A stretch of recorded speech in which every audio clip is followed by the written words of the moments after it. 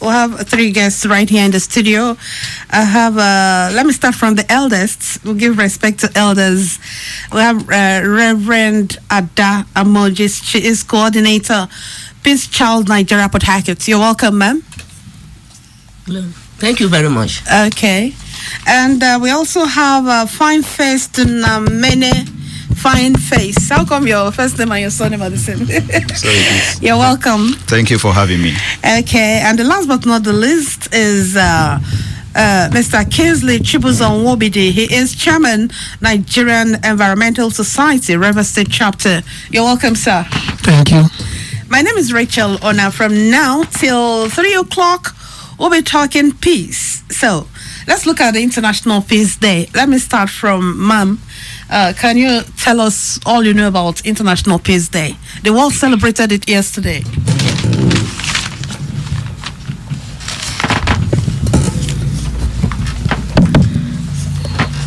International Day of Peace is celebrated on the 21st of September every year. And the significance of observance of International Day of Peace provides an annual update on the stage of our planet. News about what young people are doing in different countries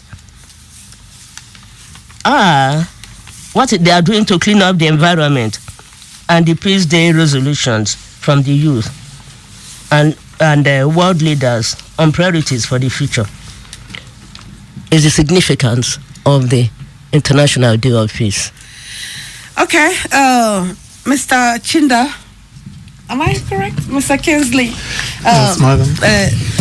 You're the chairman of Environmental Society. Yes, ma'am. Here in River State. Can you tell us, are you doing anything to celebrate the World Day of Peace? Since this year's theme is on the environment, you know, climate change, combating climate change, thereby causing peace. Well, our members have been out there in various clubs and organizations trying to clean the environment by way of desilting, cleaning the beaches, or cleaning the beach as the case may be, and other places. Other actions that could help clean the environment. Nigerian Environmental Society have participated as part of the team. Okay, Mr. Fineface, what are you doing? You're a civil society activist. Yeah, we are doing a lot to look at this year's International Day of Peace, which is centered on climate, for action. You see, it has gone a long way. This is now about 38 years after this day was set aside in 1981, and sometimes by 2001, the United Nations also look at the need to add non-violence and, of course, ceasefire to this day being observed for peace to reign. And the focus on climate change this year is very significant because climate change has threatened peace all over the world. We are aware of the hurricane everywhere. We are aware of the different natural disasters that are happening as a result of climate change. Coming back to Nigeria, climate change is also affecting us. All of us are familiar with the farmers' headers clash from in the northeast and what have you. It is as a result of climate change. How does climate change contribute to this? It is because climate change has led to the shrinking of the Lake Chad from its original size to something very meager, about 1/3 of its size right now.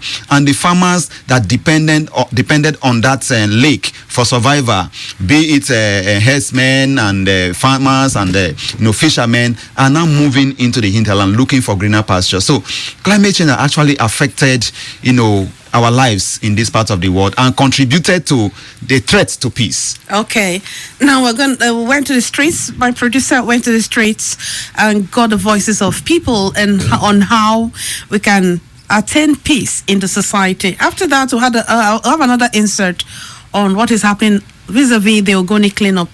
So let's take this insert. Well, to me, maintaining peace is something that you gain from childhood. Because the way I'm saying it, most of the adults that promote all this violence and all that, they were not well nurtured. I should advise that parents should learn how to train their children, teach their children how to be calm in situations, how to handle things, how to relate with other people, so that when they grow up, they will know how to relate with people in their offices, in the school, or wherever they find themselves. Because whatever you do as an adult starts from your upbringing and the way you were taught when you were small. That is how I think or feel that we should promote peace in our society of today and the environment. Peace, as we all know, is what makes an environment healthy and worth living, be it a place of work, in the church, markets, or elsewhere. And as far as I'm concerned, any child of God, whether you are Muslim or not, should be able to embrace peace. Because without peace, there will be no headway. There will be no progress as far as I'm concerned. And if you check, for example, like within the area we are living, if there is no peace, definitely there will be bickerings and rancor, and it will make that particular place not habitable. Any person, whether that person is a Christian, Muslim, or whatever, should be able to embrace peace, make peace, because with peace, a lot of things will be achieved. The paramount thing for everybody is to maintain peace anyway, yeah. Because peace is necessary. Without peace in your house, you're not happy. One thing you must do in having peace in your home is to make sure you understand your wife, and your wife understands you. From there, peace will come. As soon as your wife understands you, and you understand your wife, there will be peace at home, and the children will equally follow up from their parents. And peace is necessary in community.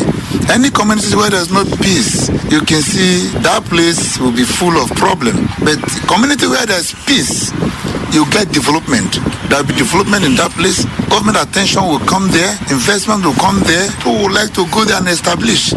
So peace is necessary. The most important thing is that if you are making peace, you will be relating with your neighbors. In living together, there will be peace. So peace is necessary everywhere. Anywhere there's no peace, no development.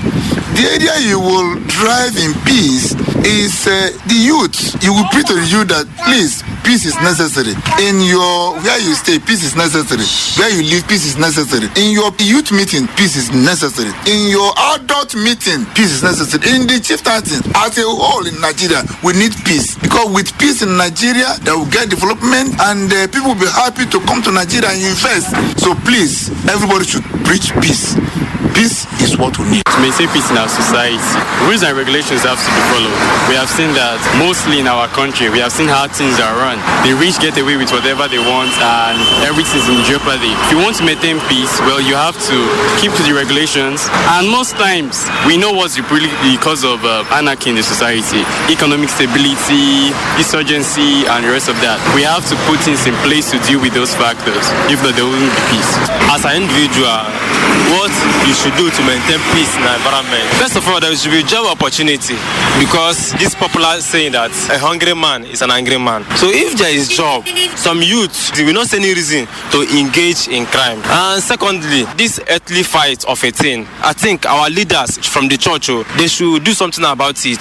We have to pray for God's love and mercy for peace to reign in this country. We pray to Almighty God to bring the unity of the Christians and the Muslims so that there can be peace for the both tribes and religions, so that we can move the country further. To maintain peace, we all need cooperation and stand by each other. All right, so we have so many voices talking about peace as the world is celebrating International Peace Day 2019. Mr. Uobidi, what do you have to say from what you've heard on the insert? A lot of people have proffered different solutions to peace. Some said government should provide jobs. Some said there's the need for everyone to live in peace. What do you have to say as the world is celebrating International Peace Day?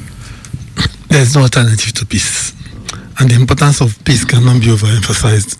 No, is it just saying it? Looking at the circumstances surrounding us, do you think it's very easy to maintain peace? They said there's unemployment and a lot of things in the society that makes it impossible. Let me premise my speech on the theme, climate action for peace. Okay. And from an environmental perspective, climate action for peace, if we're looking at the climate perspective or the climate action, what do we really need to do to enthrone peace? Cleaner production. And what is cleaner production all about? You have to prevent pollution, reduce use of energy, water, and material resources, and minimize waste without reducing production capacity or production cost. Sorry, without reducing production capacity. And where these are practiced, to a great extent, we will have relative peace. Okay. Now, Mr. Fineface, from what you heard from the insert, are you on the same page with them, or you have a different... I'm on the same page with them that we want peace. But if we continue having climate challenges as we are currently having, and the government didn't do anything about it, it will be difficult for us to have peace. Because you can have peace threatening when the people are hungry. You can have peace threatening when the people don't have job to do. You can have peace threatening when the effort they have put into providing for themselves are being destroyed as a result of climate challenges. Now, talking about climate change and its threats to people having peace, you link it up to what are those things that we do that contribute to this climate change and leading to people not having their means and sources of livelihood threatened. Hydrocarbon comes in here, which is one of the key issues that is threatening the climate and which is endemic and dominant to the Niger Delta region and of course Nigeria. The issue of hydrocarbon, oil, pollution and what have you. So all these things put together, pollution in the waterways destroy the means of livelihood to the farmers.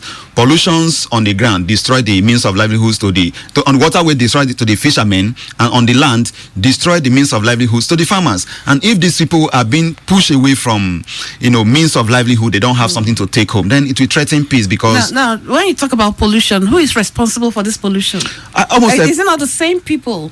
Almost everybody is responsible for pollution. Okay. Even those who have generator in their houses. Look at the spot where you keep your generator. It is polluted by oil. That is pollution. Look at around your environment. How do you dispose your waste? Look into the drainage just around you. Plastics everywhere. Look at those who are involved in acts of oil theft and artisanal refining. They go there, break the pipes, they pollute, and then they refine, and then they earn money, and then they go to enjoy, and other people are suffering. Talk about the oil companies. They have laid